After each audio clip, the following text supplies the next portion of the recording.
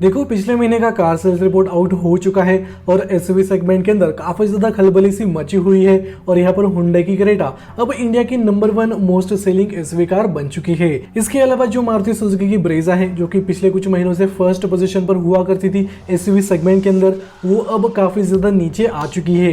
हालांकि उसके सेल्स में आपको काफी बड़ी गिरावट देखने को मिल जाएगी। तो इस वीडियो के अंदर मैं उन 25 कारों के बारे में डिटेल में बात करूंगा जो कि लास्ट मंथ यानी जून के महीने में पूरे भारत में सबसे ज्यादा बिकी है। यहाँ पर आपको कार सेल्स रिपोर्ट में काफी ज्यादा उतार चढ़ाव देखने को मिलने वाले हैं।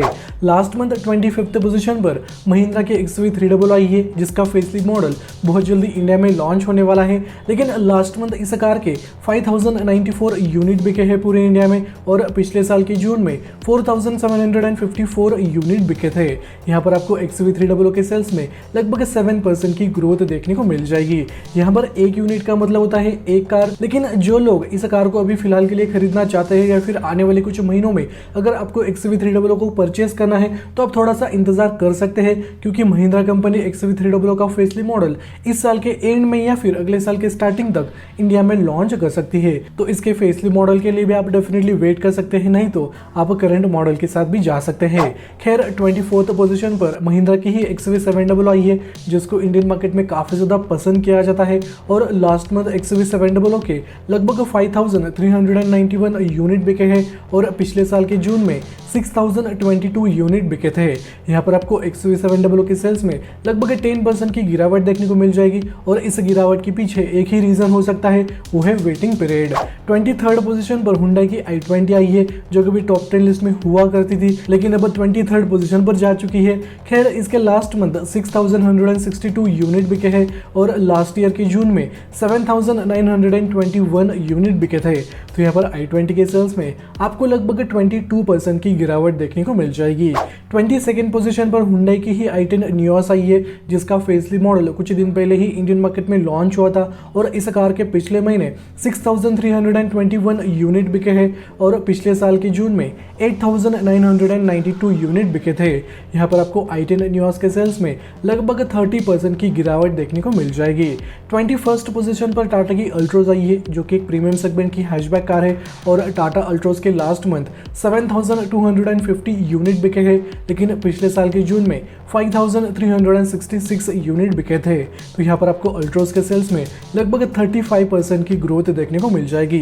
रिसेंटली टाटा मोटर्स ने इसका CNG मॉडल इंडियन मार्केट में लॉन्च किया था ट्विन सिलेंडर टेक्नोलॉजी के साथ, तो इसी वजह से इसका सेल आपको थोड़ा सा ज्यादा देखने को मिल जाएगा। 20th पोजीशन पर किया कि सोनेट आई है, इसका भी फेसलिफ्ट मॉडल बहुत जल्दी इंडिया में लॉन्च होने वाला है और सोनेट के फेसलिफ्ट मॉडल के साथ इसका CNG मॉडल भी इंडियन मार्केट में लॉन्च होने वाला है। खैर, लास्ट मंथ किया सोनेट के 7722 यूनिट बिके हैं, लेकिन पिछले साल के जून में लगभग 7455 यूनिट बिके थे।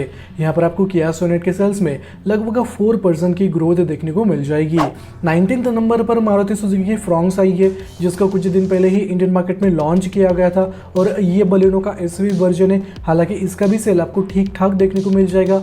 लास्ट मंथ फ्रॉन्क्स के लगभग 7991 यूनिट बिके हैं, यानी लगभग 8000 के आसपास इस कार का सेल हो चुका है। 18th नंबर पर किया की करेंस आई है, जो कि एक 7 सीटर MPV कार है और इस कार को भी इंडियन मार्केट में काफी ज्यादा पसंद किया जाता है और किया करेंस के पिछले महीने लगभग 8047 यूनिट बिके हैं, यानी 8000 के ऊपर इस कार के मॉडल बिक चुके हैं और पिछले साल के जून में 7895 यूनिट बिके थे। यहाँ पर आपको किया करेंस के सेल्स में लगभग 2% की ग्रोथ देखने को मिल जाएगी। 17th पोजीशन पर टाटा की टियागो आई है, जो कि एक एंट्री लेवल हैचबैक कार है और इस कार का भी सेल पिछले कुछ महीनों से काफी ज्यादा इंप्रूव हुआ है और टाटा मोटर्स ने टियागो के अंदर काफी ज्यादा इंप्रूवमेंट्स करे हैं। लास्ट मंथ टाटा टियागो के 8135 यूनिट बिके हैं, लेकिन पिछले साल के जून में 5310 यूनिट बिके थे। तो यहाँ पर लगभग आपको 40% की ग्रोथ देखने को मिल जाएगी। 16th पोजीशन पर टोयोटा की इनोवा क्रिस्टा आई है और ये जो सेल मैं आपको बताऊंगा ये इनोवा क्रिस्टा और हाईक्रॉस का मिलाकर आपको बताने वाला हूँ।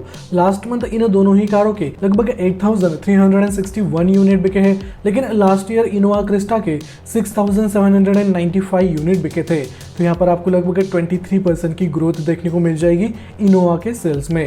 खैर 15th पोजीशन पर मारुति सुजुकी की अर्टिगा आई है, जो कि एक MPV कार है और अर्टिगा के लास्ट मंथ 8422 यूनिट बिके हैं। पिछले साल के जून में 10,423 यूनिट बिके थे। तो यहाँ पर आपको अर्टिगा के सेल्स में 19% की गिरावट देखने को मिल जाएगी, लेकिन इसके सीएनजी मॉडल के ऊपर और इसके कुछ वेरिएंट्स के ऊपर थोड़ा सा ज़्यादा ही वेटिंग पीरियड चल रहा है। इस कार की भी डिमांड आपको अच्छी खासी देखने को मिल जाएगी।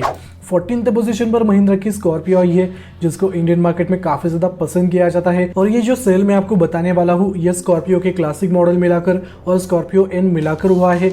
लास्ट मंथ स्कॉर्पियो के लगभग 8,648 यूनिट बिके हैं और पिछले साल के जून में 4,131 यूनिट बिके थे।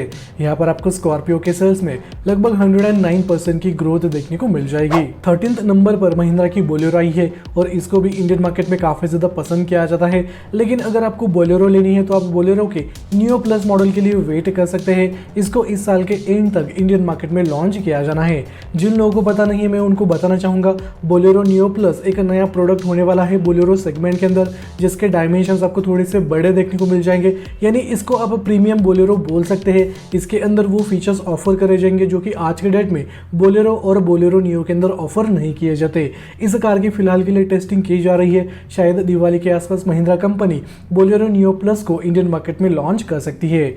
खैर, बोलेरो और बोलेरो नियो मिलकर लास्ट मंथ 8,686 यूनिट बिके हैं और लास्ट ईयर के जून में 7,884 यूनिट बिके थे।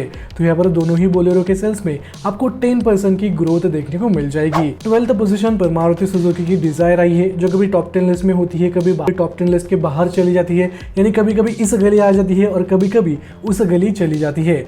खैर, डिजायर के पिछले महीने 9,322 यूनिट बिके हैं पूरे इंडिया में और पिछले साल के जून में लगभग 12,597 यूनिट बिके थे।